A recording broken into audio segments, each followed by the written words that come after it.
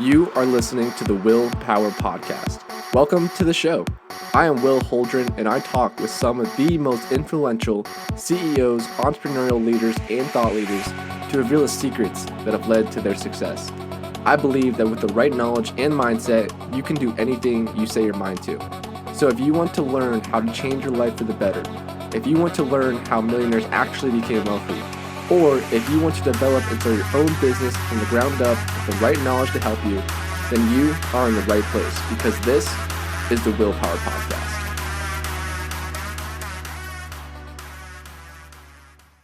How's it going, everyone? My name is Will Holdren. I am the host of your WillPower Podcast. Today we have a real estate entrepreneur based out of the Texas marketplace, and his name is Logan Fullmer. And Logan does real estate, like I mentioned, but he does it in a very unique way. He is actually a commercial investor that really primarily focuses with distressed property. On top of that, he's a coach that helps other entrepreneurs get involved in real estate and do it correctly. And he has amassed over 60,000 followers on Instagram. He's growing every single day. So it's an absolute honor to have him on here. So first and foremost, Logan, thank you so much for your time today. You got it, Will. Absolutely. Yeah, my pleasure. I love what you're doing online. I see your Instagram posts, your stories. Sounds like you're helping out a lot of people. And especially with real estate, I think it's such a big market where people want to jump into it, but they just don't really know how to or how to do it correctly. So I think there's a huge need right there for that. But before we begin, I want to ask you a question I pretty much ask all of my guests starting out, which is one, what makes you want to take time out of your busy day to hop on podcasts like these to go out there and just share your story? At the end of the day, I figured out how to make money, and that was my first need. Once that need was met, I thought, well, how do I do this in a better, more efficient way? And I found that sharing the message that we learned in our office over the first 5 or 6 years was a really good way to build a network. And I would probably have to say that maybe a third of my revenue at this point, I would some way allocate to my network, maybe even more than that. From knowing the right people to get something fixed, to dealing with capital issues, to dealing with problems. Staffing really helps by building a network. So getting our message out made a huge difference in the way our business looked, and it was a very worthwhile endeavor. So I think this contributes there. No doubt. And, that's pretty much a common theme on the podcast is just relationship capital. And what are you doing to build up your relationship capital? You know what I mean? Because that's how you advance your business. So at this point, I'm in a spot where anytime I can't figure something out, I stop trying to figure it out. Early on, I would sit down and do the legal research, just dig through, find the answer. Now I don't. I look at my phone and say, who can fix this? Who knows the answer? And I call someone and get it quickly. Yeah, that's huge right there. Yeah. So before we jump into your story, I want to dive into a little bit more. So you talk about growing your network, obviously building those relationships. What are you personally doing? How do you go out there and just build up those relationships, getting those right networks starting out? And for someone that just looking to get into stuff like that, what would you recommend for them to do starting out in their career? God, how did I do it? I started talking about what I was doing. If you have something interesting to talk about, people want to hear it. But you got to do it in a way where it's informative. Otherwise, you look like a bunch of the idiots out there who are just boasting. And that's not my personality. I didn't want to come off like that. So I just started talking about what it is we did. Now, the basis of that is you got to have something you're doing interesting. Right. And at the end of the day, if I went and shook a bunch of hands and introduced myself to somebody, if I brought no value to them, nobody cares who I am or what I'm doing. So I would say the first phase of that is find a competency, get good at it, figure it out. And that might take you a while, but once you get good at something, then start sharing that with people. Once you start doing that, now you're interesting. Right. That is worth someone's time. Yeah. I think that's a big misconception too. I think a lot of people starting out, they're always going for the ask for all these people they're meeting on the first side of things, when that's how you scare people away, right? So you want to be, like you said, interesting, intriguing, but let them know like what you're doing, but don't necessarily have an ask attached to it out of the gate. I get a lot of people that message me, call me, whatever, request a meeting, and they say, I want to help you. I want to bring value to you. I want to do this. I'm like, look, I ain't got time to figure that out. What are you going to do? Why do I need to know you? Like, what's it matter? And they have nothing to offer. And at this point, I'm not saying it to be mean, but I'm not at a point in my career where I'm willing to put time towards things like that, Yeah. Time is limited. It's your greatest asset as an entrepreneur. So it's crucial. Right. In the early days of entrepreneurship, you have all this time and no money. And at that time, I was willing to give all of my time. At this point, I have more money than I have time. So things change. Yes, absolutely. So I want to jump into your story here real quick. So real quick, what was your background like? Were you always entrepreneurial, and how did you ultimately end up getting into real estate? I think entrepreneurship has like a bug in it. Maybe there's a gene type. There's a bug that people get, but unless it's something that's inherently in you, I feel like the characteristics of a good entrepreneur are really hard to train or temper or create, I guess. You hear stories about people. I was doing a paper route when I was 10. By the time I was 11, I was, power washing driveways. I have those things in my background too. So it wasn't a surprise to me that when I got in the workforce, it wasn't the best place for me, although I could fit in enough to like not get canned. Yeah. It wasn't where I wanted to be. I was making good money. I went through a series of jobs after college, wasn't finding what I liked, wound up working for an oil company. And, it was neat because it was the highest income I'd ever made. But I'm looking at the guys that own $100 million company. And these dudes aren't brighter than me. They're not harder working than I am. And I'm bringing them, I don't know, like there's stuff that we've got to do together. And I bring it to them. Say, all right, what do you want me to do? And they'll tell me what to do. And I'm like, that's what I would have done. And I thought, these dudes own $100 million company. I make 150 grand a year. Like, It's something ain't jiving here. something's not right. Yeah. Right. So that was a really good indicator that I needed to try something. So I started buying vacant land.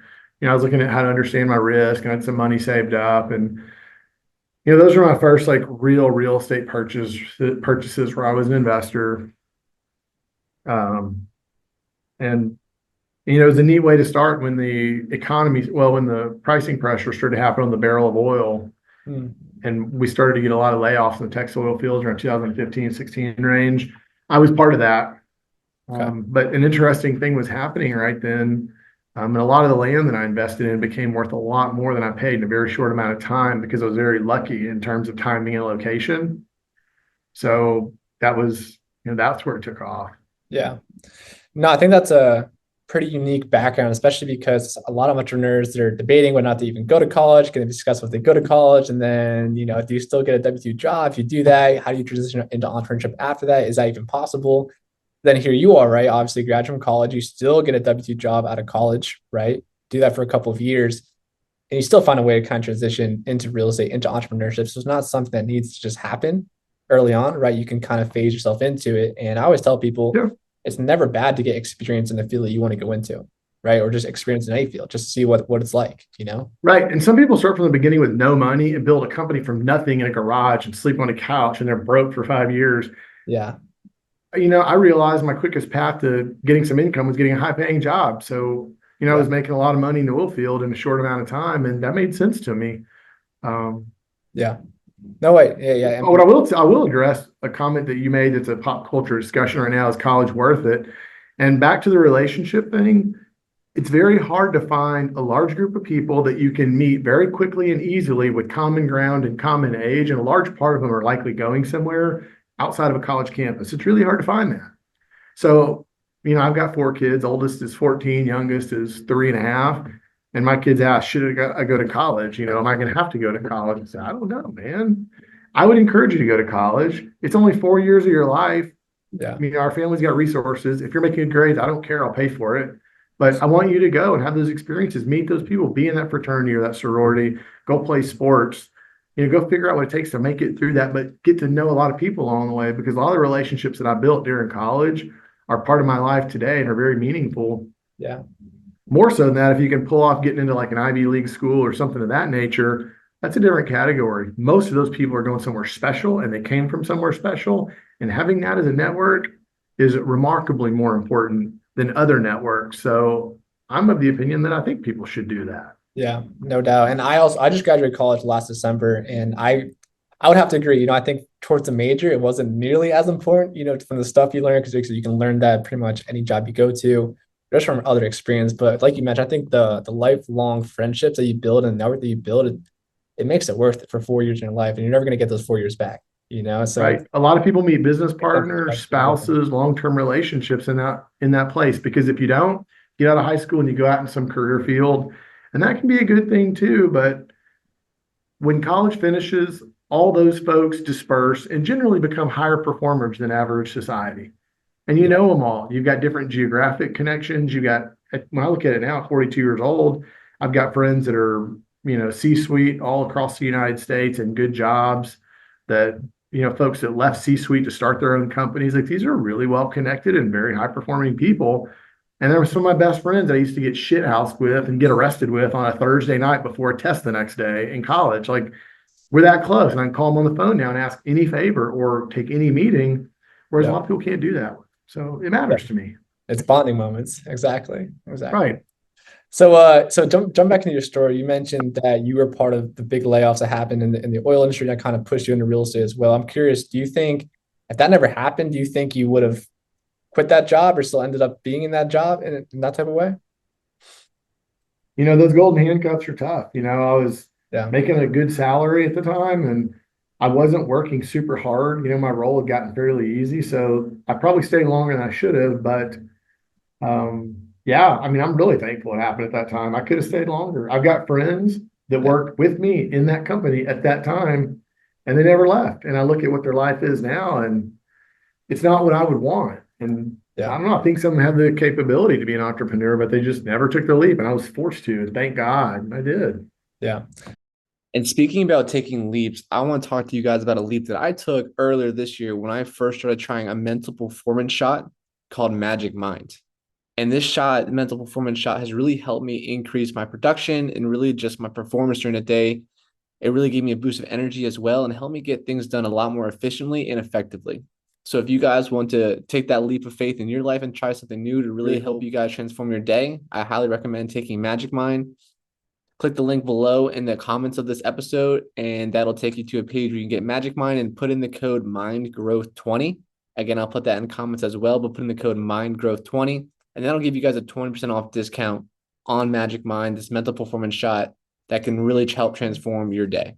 Sometimes bad things can just turn out to be a blessing in disguise. You don't really know it until you look back a couple of years down the road, but things happen for a reason. So that's a pretty cool concept. Right. So you mentioned you started investing in land. First of all, talking why did you start investing in land? I think that's a pretty big jump right from what you're doing in the oil industry. So why did you start investing in land, and what was your mindset going forward at that point? I looked at it differently than a lot of people. So I'll back up a few years before then. So after I got out of college, I had some crummy jobs, but before I went to the oil field, I inherited a lot of money, like significant, 7 figures. And I was just spending it like it would never run out. I was partying, doing all the things that younger folks do. And I got to the point where I was surprised. I was down to like 50 grand. And it didn't take but 3 years to burn through all that, house, Porsche, King Ranch truck, traveling, parties, just all this stuff. And I'm like, oh shit, this money's gone. So I go get this job. And I start earning again, but, earning 150 grand a year after taxes, I got 70, 80% of that left after paying the taxes. And I look at it and say, it will take me 10 years to save and replace what I burned in just a couple of years. And I realized it was much harder to earn money than I really thought. And I'd have that loss situation. There's a lot of money that was lost. So I looked at this, I'd worked for a couple of years now in the oil field, saved up a couple $100 grand. And thought, okay, I want to invest this, but I'm scared to lose it. I've been through this and I know how it takes to earn this and it's hard. So I approached investing from the protecting my downside position. I wanted to protect my risk and my risk of loss more than anything. And I was near a big MSA, which was San Antonio, Texas at the time. And at that time you could buy downtown single family vacant lot for $5,000 to $10,000. And that's like in the central business district or adjacent to it. And I remember thinking, gosh, at this time, 1 in 5 lots were vacant downtown San Antonio. There'd been a flight to the suburbs, and downtown hadn't quite revitalized. Yes, there's a lot of vacant land. What year was this, real quick, that you started doing? 2015 range, about 10 years ago. So I'm looking around thinking, gosh, I can buy a vacant lot for $5,000. So what could go wrong, right? I could have to pay taxes every year. There's no cash flow. But these things were valued for $5,000. So the taxes were like $200-$300 a year. I could afford that working at Jack in the Box. Right. So I'm like, okay, I can carry the cost of this. And then I thought, it's a single family lot that you can put a house on, and I bought it for $5,000. What's the probability that the 7th largest city in the USA sees pricing fall and the vacant lot is worth less than $5 grand? Like, how much less can it get? $1 grand? Like, really? Right. Right. The odds are the values don't really sink much. I think my downside is very well protected. Yeah. And if I don't have the high appreciation that I hope might come, I can probably exit it to somebody for what I paid. So my dollar for dollar spend is pretty well protected on the downside. But I looked at East Austin, East Houston, a lot of these places that had extreme valuation increases, recently. And I thought, wow, if the East Side or downtown San Antonio gets the same lift as the other big cities did, Yeah. my 25 lots that I've acquired for about $300,000 total could be worth extreme multiples of that. So my downside was really well protected. And I knew that if I protected that well, then the upside, who knows where it could go? It could be great, right? So if you could go into a casino with odds like that, knowing that you couldn't lose, but if you hit a jackpot, you could get multi-millions, like you take every nickel you got, go to the casino, right? Well, that's what I did. I took every dollar I had and bought the land. Wow. And so I'm assuming you're one of the few people that actually decided to go out there and do this, because I mean, on paper, it might be a liability because you're only paying the taxes every single year, right? But it's an appreciation game where, you could sell it 10 years down the road and boom, that's a lot of capital gains right there. So I'm assuming. I didn't know what the timeline was going to look like on that. The trajectory was unclear at the moment. There were one or two other guys that I saw that were buying land over on the east side, and there were a couple other guys, not a lot, but not many people were doing that. Yeah. Yeah. So what happened is that land, as I got laid off, I got a call from a realtor who offered me $200,000 for one of those lots. Wow. And at this point, I'd spent maybe a little less than 300 grand buying all of the 2 dozen. And I got an offer for one of them for 200 grand. And I thought, holy cow, several things have happened. The value of these properties have skyrocketed while I haven't been watching them on off-market transactions. Nothing had sold on market, but speculators and developers were buying, and I was unaware because I'd stopped buying. I'd gotten what I could afford and ran out of money, or ran out of investable capital. I had money to pay my bills, but right. So I got an offer of 200 grand. Thought, you know what? If I sell this, I recapitalize 70% of the portfolio in one transaction, and I still have 23 vacant lots left. I'm in the money. The other thing that it told me is I'm not a poor oil field hand anymore. The last thing that it told me is my $300,000 investment might be worth $3 to $5 million. Because if they all have improved in value like that, and the crazy part is this happened in just a couple of years. It was a very short time frame. So there's a lot of luck involved there. Wow. That's amazing. I mean, a couple of thoughts I had just listening to you. One, it's kind of cool too how you just put all your capital into these properties. Like you said, you don't have a job at this point. This is what you're doing, but you're also not getting rental income because it's just land. Well, no, I had a job at this point. I hadn't been laid off yet. Okay. I was buying all these. I then got laid off. But right in that same month, I got an offer from this realtor. So things were aligning. Yeah. I closed on that realtor transaction right around the same time I was getting laid off. So now I got 200 grand in my bank account and another 23 vacant lots left. And I'm looking at it like, do I go get another oil field job, or am I just a real estate guy today? Right. I became a real estate guy at that moment. Yep. And just transitioned from right there. But I mean, that's amazing. That's amazing. Obviously your strategy was about potential appreciating value and where it's going to be. Right. So, I mean, do you see the same kind of opportunities are still possible today of doing something like that? Just looking for lots of land like that and hoping something's going to happen down the road, or? Those opportunities are not gone, obviously. Yeah. There's no chance in the world that in 2015 in San Antonio, that one opportunity existed, and they never exist in the past. They'll never exist in the future. Right. You would also think the deals are done. It's over with. Well, there are people that thought that 100 years ago. There's always a transitioning market. There are places I've looked again. And again, remember, there was luck involved here. I didn't specifically plan how the upside was going to happen. I was protecting my downside and investing in an area that was geographically close to me. Yeah. So those things aligned. Now, yes, I've identified other markets that I think could be similar, but they're a bet. They're a gamble. Remember, I can go buy, I looked at Oklahoma City, the infill lot market down there, and there are a couple sections that I really liked. Now, land isn't 5,000 a lot, 25,000 a lot over there, but I think there's good upside on that. Now, the question is, do you get 25% appreciation or do you get 10 times appreciation? I don't really know. But today, my use of capital is different. And I have different opportunities to deploy large amounts of capital at once with decent multiples. Yeah. If you can double $1 million on one project in 18 months, that's worth it as opposed to trying to buy all those little vacant lots and make a couple of bucks. So things change with time and experience and capital. Yeah, and that was going to be my next question. Since you first got into this, obviously doing this kind of land flipping type stuff, how has your strategy really evolved in the past couple of years? Because obviously now you're big into coaching, you're big into doing that, and I know you focus more on distressed properties as well, and starting from there. Yeah, I mean, I started out, me and myself in my living room, my apartment. Today I've got an office, I own the building, I rent out to a bunch of tenants in here, but I've got 20 people that work in my office. Wow. And we buy a lot. We transact, I don't know, 10, 15 properties a month, sometimes more. I'm buying stuff with a lot of distress. I do have a commercial portfolio, got a lot of industrial rentals. I got some office in that portfolio. I have had some apartment. I just sold the last one recently. I do have a land development leg. So we develop and entitle and then sell raw land once it's entitled with a utility district or a PID or whatever to the public builders. So there's about 1,000 lots in that pipeline across Dallas and Houston right now. So strategies obviously change. We're at $30 million a year, $40 million a year transactions across 20 people in the office. That's fantastic. Yeah. Yeah, it's different. So you're not really quite the buy and hold. You're more buying a property, flipping it commercial wise, and then just reselling at a higher value. No, so the distressed property, that's you buy it, fix problems, you resell, and that creates capital. Yeah. That creates ordinary income, creates capital, it pays salaries, it builds equity. And then, I do have a lot of buy and hold. I've got a portfolio of industrial, that includes some office and, like I said,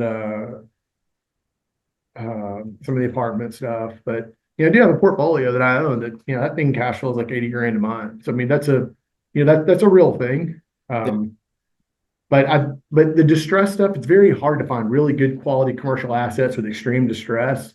So, the lower price stuff, less than $500,000 or ranch land, we deal with a lot of distress like that. And you can turn those over really quickly and create income. And then I take that income and that helps to buy the longer term assets because you've got a lot of equity there. Yeah. Gotcha. So a lot of people are obviously looking to get in real estate. It's one of the highest appreciating assets you can get, long term. What is the best strategy from your standpoint of someone that wants to get into the game? Is it buying distressed properties? Is it doing the single family rental, the multifamily type stuff? Or what have you seen to be the best strategy for someone just entering their investor phase? Interestingly enough, the wealthiest folks I know started a business that's non-real estate and then invested their money into real estate. That's what you see more commonly. Now, you do have a segment of entrepreneurs that get into real estate. That's their primary deal. There are a lot. You start to see that growing more and more. Information, the internet, stuff like that. It's really changed that landscape a bit. Yeah. Also, single family was not seen as an asset class by Wall Street until about 10 years ago. Some of the big funds kind of changed that. It's actually its own independent asset class now that they really aggregate, they invest in, they build funds around like it's real. So that information has been shared a lot. So a lot more people have gotten into it. But I think one of the challenges is the single family doesn't really pay that much for an individual investor. You got to get 20, 30 houses to have any real income to quote replace a job or whatever. So that's a challenge. One of the reasons I like the distress stuff is, us or even folks in our coaching group, they're shopping on a delinquent tax list or a tax foreclosure list or mortgage foreclosure list, looking for distress. And you're able to buy at a significant discount. And once you bought, let's just say a house or maybe 5 acres at 30 cents on the dollar, then you're faced with the answer of what I do with this. And if it's land, well, it's not going to be a productive asset. So you just sell it and make your profit right then. If it's a house and you bought it for 30 cents on the dollar, well, then if you rent it at market rate, you have outsized returns. Instead of the 1% rule, try the 4% rule. Your returns are 4 times greater than other people because you bought it at such an extreme discount. So I think buying really cheap gives you a lot of options. Right. I prefer it because in the beginning, if you learn the model, you'll always be able to make a lot of money really quickly with very low skills early on. And as you build your capital, you can decide what you're going to do. But it's not rocket science. Once you learn how to find distress and negotiate it, get the contracts. You can sell the contracts. You can close on it with somebody else's money. The hardest part is finding a great deal. There's always money for your great deal. And this is the best way to find the greatest deals that exist. Yeah, I think that's a very strong point. And to your point, you get something cheaper. There's less of a risk on the downside if something happens to it, right? Obviously. And then also, let me give you this example. So a lot of people borrow $200,000 to remodel a house and they resell it for $275,000. And once it's all done and they pay realtor fees and cost of capital, they net $40,000.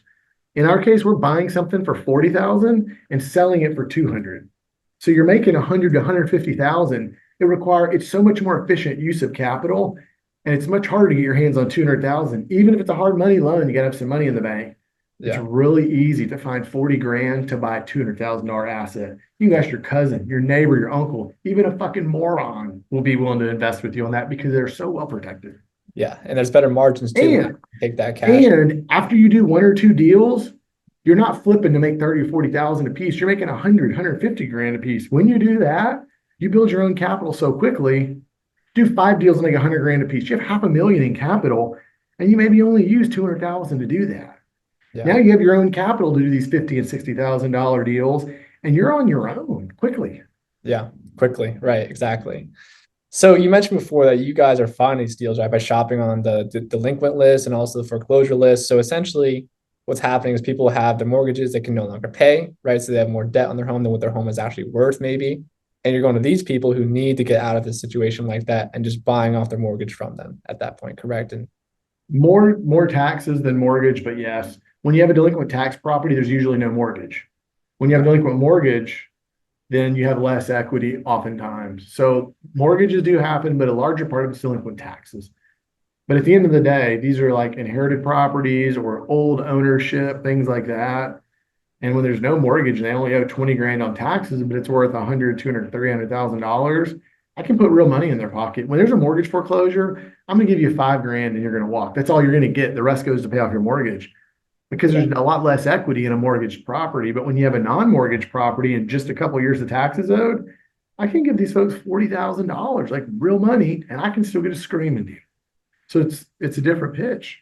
it really is.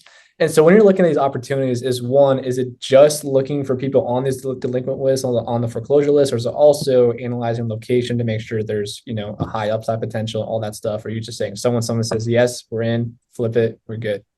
There's no bad product, only bad pricing. Yeah. There are a few places that I won't play, like certain parts of Texas, land's almost worth nothing, where there's such low demand, you'll never sell it. I try to stay within an hour, hour and a half of the big MSAs. As long as I'm in that, even rural land, if you price it right, it sells. So I try to stick there. When we're shopping, I'm looking for a high degree of delinquency or distress in the ownership. There's different ways to do that, but the easiest way for a common person who's not experienced like we are with attorneys and title abstractors in our office is shopping on a delinquent tax or a mortgage or a tax foreclosure list. Using that as your lead list, your shopping list, that's going to be the easiest answer. As the person gets experience and gets better and learns more, then you can look in the docket search for judgments and liens and see if those debtors own real estate. You can buy the judgment, go after the real estate. There's a lot more complicated ways to act as a creditor, all these other things. But in the beginning, delinquent tax is the best, and half the folks in my office still use that. Gotcha. It's a very cool strategy. A lot of upside.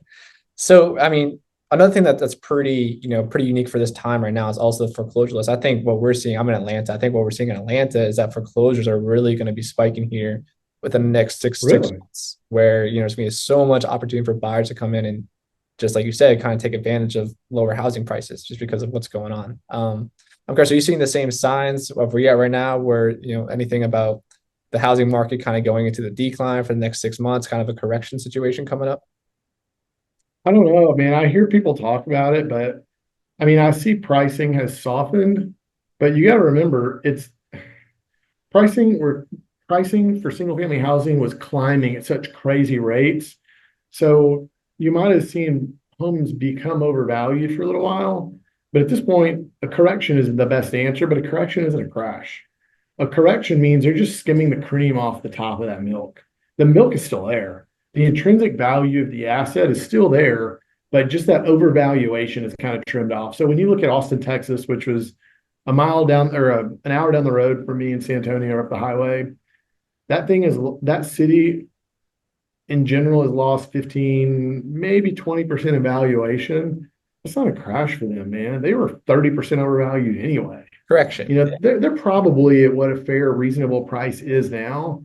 So I don't know. I mean, I don't really see distress in single family across the nation at an alarming uptick. I just see there's some people that couldn't afford it and are having to let go. But those homes still pick up a reasonable amount of equity, so deals still make sense. Yeah, I gotcha. And before we're on time, I got a couple more questions to ask you. I mean, right now in your situation, you've built a pretty massive company. You got over 20 employees, and you guys are pushing crazy numbers every single year. I mean, looking back right now, talking to your 20-year-old self, I mean, is this where you pictured you would be at that point? No, I'm not a goal guy, man. I mean, I set out every day to try to figure something out new, do the best that I can do, or be the best that I can be, and learn stuff and make Yeah. more money and get better. But I don't know what's coming up tomorrow. I mean, I like to think there are big things on the horizon, and there always seem to have been, but Yeah. I don't know what tomorrow looks like, dude. Just take it day by day. Yeah, just keep going. Things look great, they get better. You do the right thing, and things improve. And I've been happy with that. Yeah, I love that. That's a pretty unique standpoint. I know you're not a goal guy, you just mentioned that, but looking ahead, do you have like a vision of where you're trying to take your company, what you're trying to do, going forward? I'll try to scale it or what that looks like. I went from doing $1 million in sales to doing nearly 40. When you say scale, what does that really mean? I mean, as I have a couple large land sales next 12 months, I can easily hit 50, 60 million in sales for the year. I mean, that's good. I have a lot of margin with that. I'm happy. Right now, what matters more to me, and making another 50 million or another 5 million or 10 million in sales, it would equate to another 3 or 4 million in margin. That's not going to change my life at all. I mean, I live in a great house in the best neighborhood in town. Live down the street from several billionaires. If that paints a picture. My kids are in the best schools that money can buy in this town. We have safe cars. I'm in the office. I mean, a couple $1 million didn't change my life. What changes my life is having more competent people so better deals can happen with less of my involvement.